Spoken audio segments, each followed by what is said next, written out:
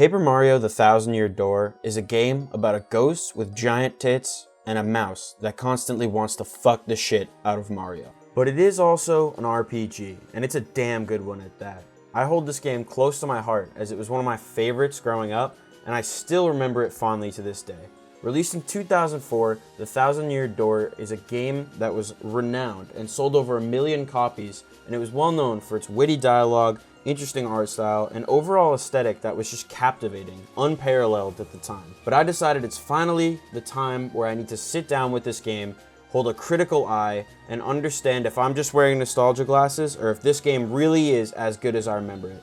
Welcome to episode 1 of Nostalgia Trip Paper Mario: The Thousand Year Door.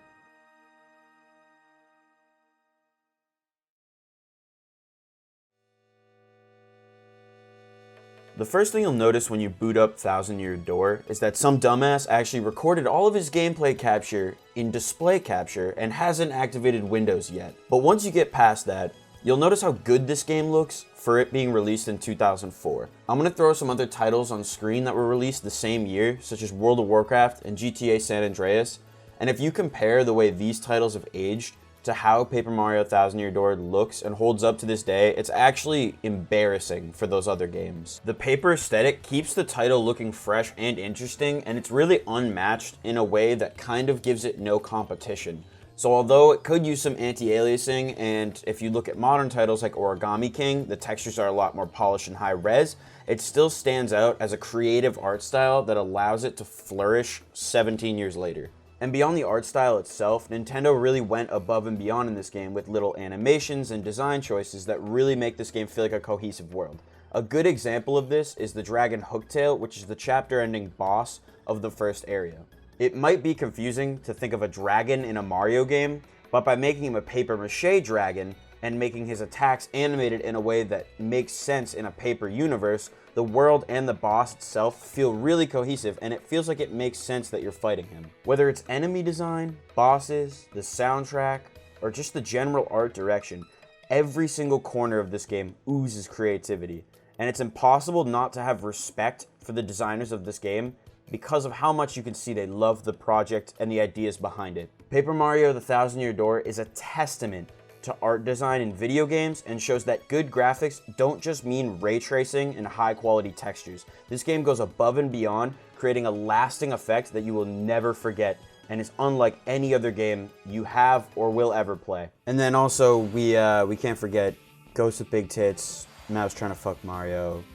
This game invented that, so disregard everything actually I said before this, and if there's any main takeaway from this section of the video, just to repeat myself, big-titted ghosts, Mouse trying to fuck Mario. Glad I just needed to clarify that, just so you know.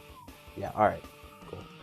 But in all seriousness, the reason why I think presentation is such an important aspect of this game is because I feel like that's where the new games went so wrong in a way. Yes, they kind of kept the witty dialogue of the old games, but if you look to Origami King, for example, and I'm gonna keep referencing that throughout the video since it's a pretty recent title of the same series, but if you look to that game, you'll really see that a lot of the life was sucked out of the design department, and it goes as far as devs of the game actually not being allowed to even create new named characters.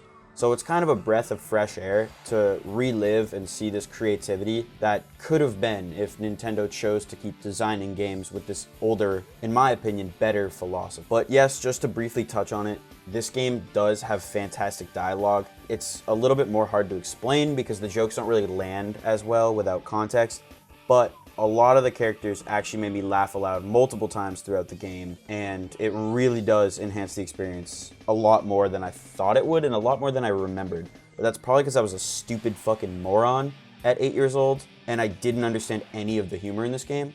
But regardless of that, presentation is definitely one of this game's strongest aspects and really has been through every single entry in the Paper Mario series. I am happy to say that this game totally lives up to my expectations, and overall the design is really just unmatched and has not aged a day.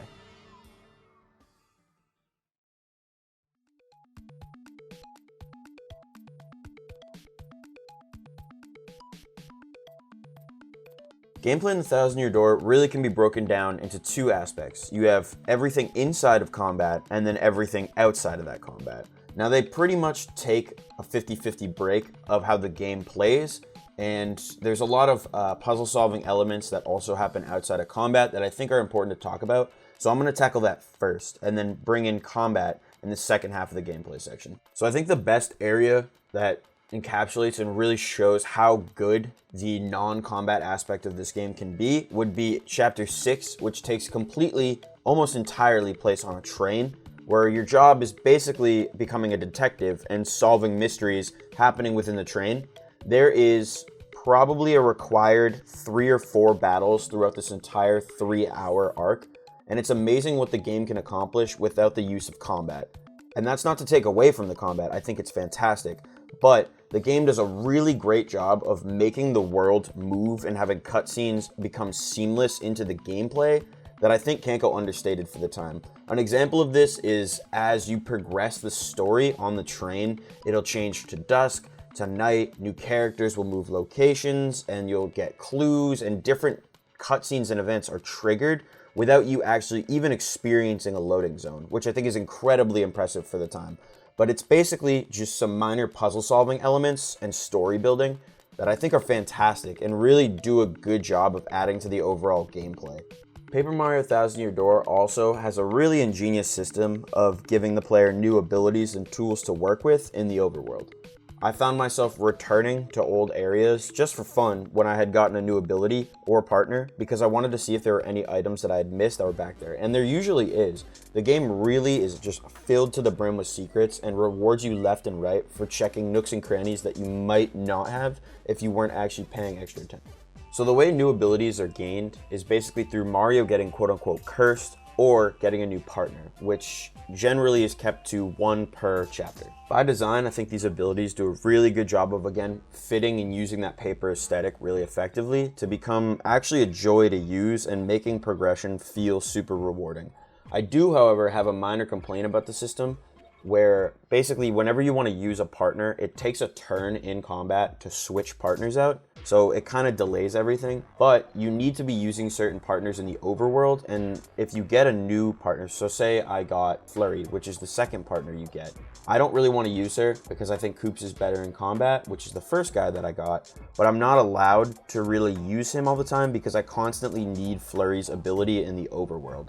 So by having it take a turn to switch, it really punishes the player for not using the most recent partner, which kind of really limits your options as far as what you want to do and who you want to play with, unless you don't mind taking an extra turn to switch to your favorite guy. Other than that minor complaint though, I think the system is fantastic and the overall puzzle solving is really rewarding in the game. It was challenging coming back to it, but there were almost no spots where I was really stumped and needed to look something up. I think the only time I actually looked something up was in the first area where you actually have to sleep at an inn to trigger a cutscene, which I just never would have guessed. So that was probably the only issue I had. Every other puzzle was challenging and I really had to use the tools given to me, but I wasn't left at the end being angry at the puzzle. I was satisfied as a player with the experience that I had. Now I think it's time we get to cover, in my opinion, the actual best part of Thousand Year Door and the reason why this game I have ranked so highly, and that's the combat. Far and away, this game's combat is fantastic and blows almost everything else I've played out of the water. For starters, some classic tropes of JRPGs such as massive enemy health pools and not being able to see enemy health don't actually exist in this game. You don't see enemy health right away, but using Goombella's ability Tattle, which is the first partner and first ability you actually get in the game, you're able to see any enemy health total and learn their defense, HP, and pretty much any stat you would want to know, which is a massive contrast to other JRPG games. On top of that, there are so many badges. And the badge system, which I haven't really covered, is basically the way you customize your moves and your stats. So you can either upgrade when leveling health, badge, or flower points, which flower points are basically like your magic. So because this game has so many different moves and so many different badges, pretty much any playstyle you can imagine is possible. You can make it so Mario only uses his hammer. You can make it so your partner is way more buff than Mario and you pretty much only use them. You can play any way you can possibly imagine, and the creativity is entirely in the player's hands. What I did was buff Mario when I was playing, and I would run multi-bounce, and I would basically just try and hit over and over and over and over, and try and do as much damage as I could in one bounce, which ended up working really well. You'll see in this fight though, I went in pretty beat, and this game's no slouch. The combat a lot of the time is really engaging, and it's pretty difficult. Along with you getting a good amount of healing moves and damaging moves spaced throughout the game, you're able to use your star power, which basically is the most busted moves you have. But because you have limited star power, it plays into the idea of action commands and the importance of action commands for refueling some of your best moves. I think I should actually make my own section revolving around action commands, because this shit is fucking genius. So action commands basically function in two different ways. You have the action commands to up your damage done, and then you have action commands which you can use to get style points. The style points are what fill up the star meter, which is basically what you use to use all your special moves. Special moves or star moves are generally the most powerful thing you have in your arsenal, so by making it very limited resource, it forces the player to use action commands if they want to use the most busted moves. An action command is executed by basically pressing A at different timings, and this varies on pretty much every character's attack, and even attacks that don't do damage. So you'll notice with Mario's jump,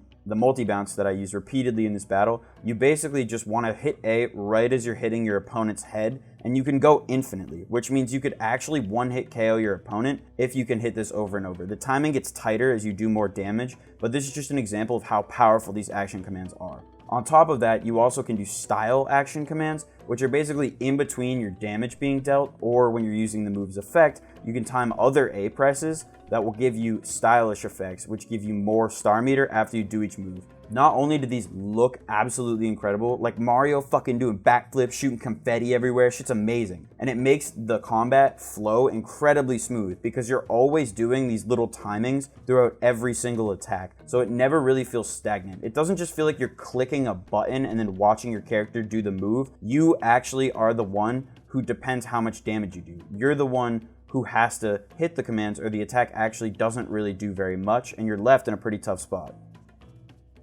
So if you're actually hitting your moves and you can fill up the entire meter, pretty much every single move that you can do from the star points you get rewarded with, because they're all super fun mini games that play within the game itself. So the moves aren't actually powerful unless you do something that's a lot more demanding than just tapping A at the right time. Granted, some of them are like that, but pretty much every single one of them is super unique in its effect and the way you actually do the attack, making the star moves some of my favorite parts of combat. I think the best one personally is Art Attack, where you basically just draw circles around the opponent and keep doing it over and over and over to try and do more and more damage the faster you do it. But if you draw it poorly, it actually does less damage when you circle around them. It's a super creative way to do damage, and using these moves basically breaks up the normal combat sequences and makes the game a lot more varied in the way that you fight.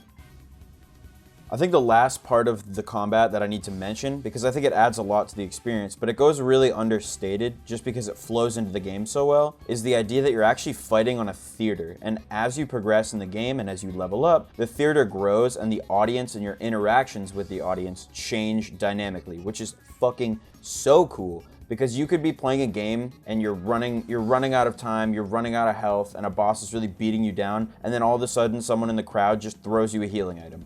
But you can also, on the other side, get hit by rocks and cans and take damage from the audience when you're not doing stylish things and you're not playing to the performative art of the game. So the interactions of the crowd make it so there's always a bit of randomness in the fight. For example, one of the rarest effects in the game is a giant meteor can actually just fall onto the stage for no fucking reason at all. You just get hit with a meteor, you take damage, you can try and block it, but it's out of nowhere. And it's just these funny little interactions that add so much to the combat and keep this play so fresh, because it really does, with the stylish action commands and with the performance idea, make it feel like you're putting on a show. So you're just trying to swag out as hard as you can to get rewarded. You literally get rewarded for being swaggy and doing dumb shit. Like just doing a move because you can do more backflips is actually a viable strategy because it gives you more star power. It's amazing, and I think it really goes understated, but goes a long way in making the combat feel incredibly exciting and fresh every time you play it.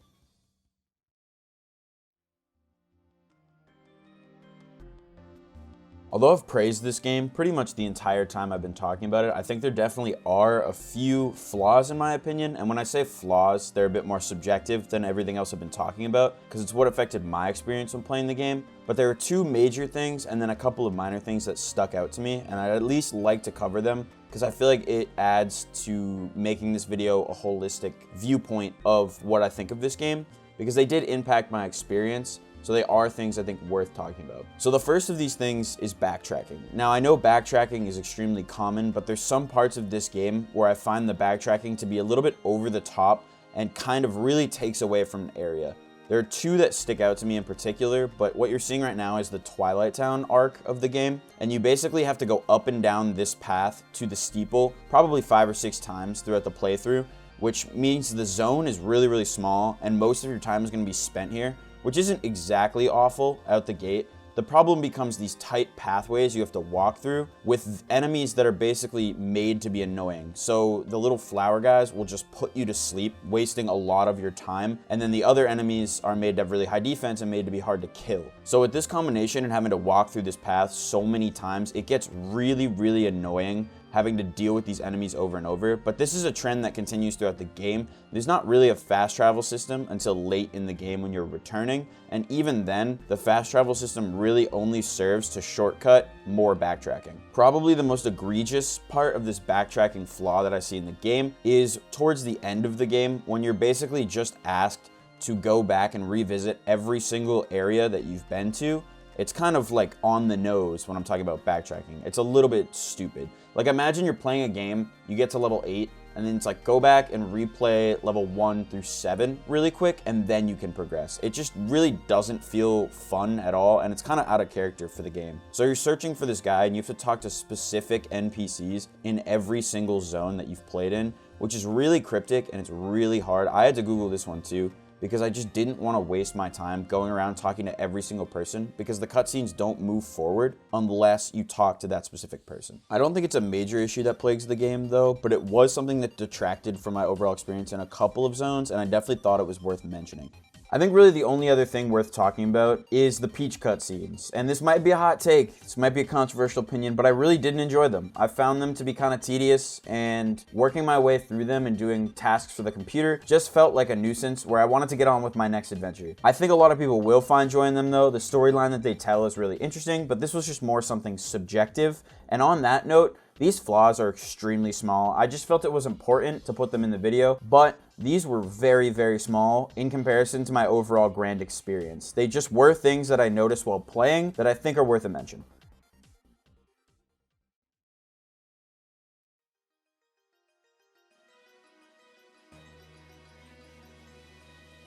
So with that out of the way, I think it's finally time to ask the question that we came here to answer. Does this game hold up today? Is it good? And is it worth a play?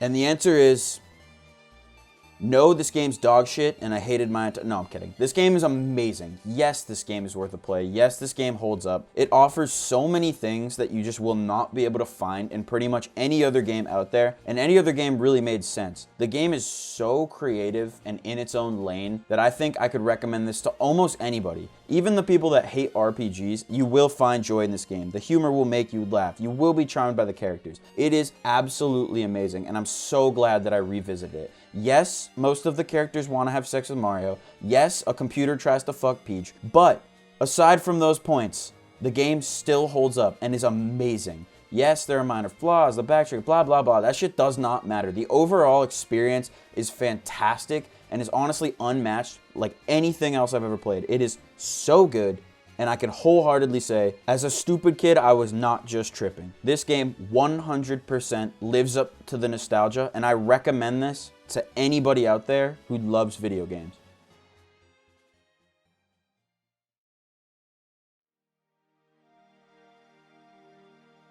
Thank you to everyone watching. I really do appreciate it. This is the first in the series, so I hope it goes well. I'm going to be doing these more consistently, so a like and a sub would be really appreciated. That would help me out a lot and give me feedback on if I should keep doing these. I'll be streaming everything over on twitch.tv/JungleJakes. If you want to see me play this live, I actually beat the final boss with the controller upside down because of someone in chat, so that was interesting. But I sincerely hope you guys enjoyed the video. Thank you so much for watching, and I will catch you in the next episode.